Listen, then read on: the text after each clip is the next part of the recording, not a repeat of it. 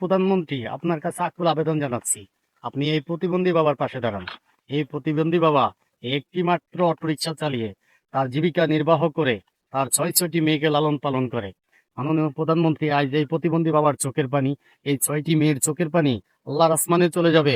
তার একটি থাকার জায়গা নাই, সে রাজুকের জায়গায় অনুমতি নিয়ে সে থাকতেছে। কিছু দুষ্কৃতিকারী মানুষের এটা সহ্য হয় না। মাননীয় প্রধানমন্ত্রী, তাকে উচ্ছেদ করার জন্য শত্রুতামি করে এই যে একজন সরকারি অফিসার মহিলা, তাকে দিয়ে তাকে উচ্ছেদ করতেছে, তার বিদ্যুতের লাইন কেটে দিচ্ছে। বিদ্যুতের লাইন কাটেন।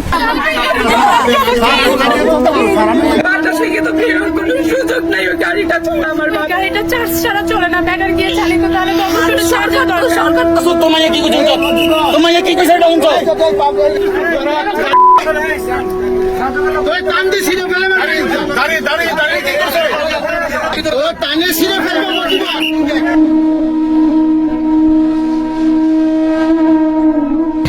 চলতে গেলে অনেকের সাথে বাকবিতণ্ডা হয়, ওরা ব্যক্তিগত শত্রুতা থেকে চাচ্ছে ভেবে উচ্ছেদ করে দিতে।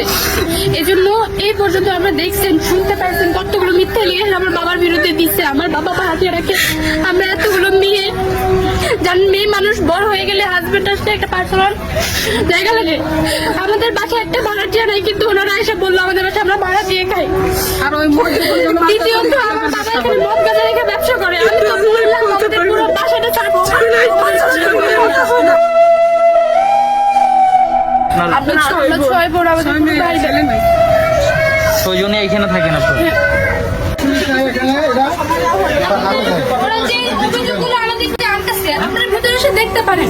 ভিতরে আসে, ভিতরে আসতে আমাদের কোনো মানা নাই। যে অভিযোগগুলো আমাদের কোনো মানা নাই ভিতরে আসতে। একদম একদম খোলা, আমাদের প্রতিটা দরজা, ঘরের দরজা প্রতিটা খোলা। মিথ্যা অ্যালিগেশন তো দিচ্ছে। ওনাদের কি ক্ষতি করছে আমার বাবা যে এরকম মিথ্যা অ্যালিগেশন দিচ্ছে আমাদের উপরে? আল্লাহ একজন উপরে আছেন, এরকম মিথ্যা অভিযোগের জন্য উনি ধ্বংস হয়ে যাবে। তোমায় কি কইছো?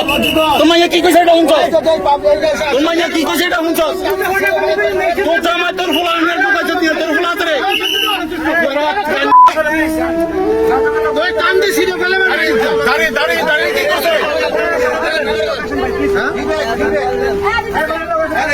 এই মহিলা সব ভিতরে ও টানে ছিড়ে ফেলবে মজিবা। এখানে এই প্লটের ওনার হিসেবে এখানে বিদ্যুতের লাইন পাওয়ার কোনো সুযোগ নেই। লাইন কাটেন স্যার, আমার গাড়িটা ছাড়া চলতে পারি না। আমার মিটার সিজ করেন।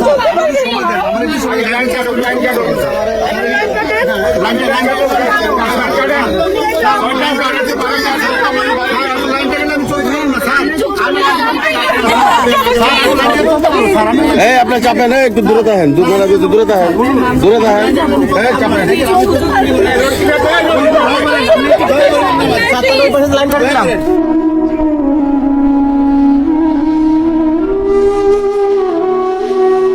বিষয়টা হলো রাজুকের এটা পরিত্যক্ত জায়গা, এটা কোনো প্লট না, এটা হলো নম্বরবিহীন পাম্পের সাথে পরিত্যক্ত জায়গা। তো আমি একজনের প্লটের মধ্যে থাকতাম, উনি প্লটে বাড়ি করবে, এই বিদায় মনে করেন আমি এই পাম্পের সাথে পানির জন্য আমি মনে করেন এটার সাথেই একটা ঘর বানাইছি, বুঝছেন।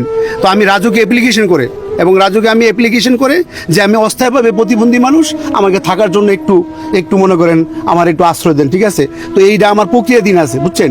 এরপর আমি ঘরটা বানাইছি, আমার বিদ্যুৎ দিছে, এরপরে আমার ওয়াসার দিছে, কথা বলছেন না। আমি পরিত্যক্ত লাইন ছিল স্যারের কাছে, আমি কালকে গেছি, বুঝছেন কি না, যে স্যার আমি প্রতিবন্ধী কী করবো, যারা আপনার বিষয়টা আমি দেখবো, বিশেষভাবে আমি দেখবো স্যার বলছে আমাকে, বুঝছেন কি না।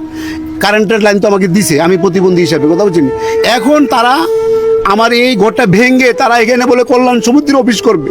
এইটা ব্যতীত অনেক জায়গা আছে, তারা আমার ঘর ভেঙে, আমার 6টা মেয়ে, আমি এর পরিজন নিয়ে থাকি, এই ঘর ভেঙে তারা কিভাবে কল্যাণ সমুদ্রের অফিস করে?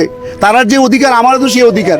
যেহেতু মনে করে রাজুকে পারমিশন চাই, তারা তো পারমিশন পায় নাই, তারা কিভাবে মনে করে আমার ঘর ভাঙতে আসে? আমার এইটুকু দাবি সরকারের কাছে যে আমি প্রতিবন্ধী মানুষ, আমার অগ্রাধিকার আছে, আমার মনে করেন এই পৃথিবীতে বাঁচার মতো একটা অধিকার আছে। সেই হিসাবে আমি যে প্রতিবন্ধী হিসাবে আমার যে একটা বিষয়, এটা আপনাকে দেখার জন্য বিশেষভাবে আমি অনুরোধ করছি।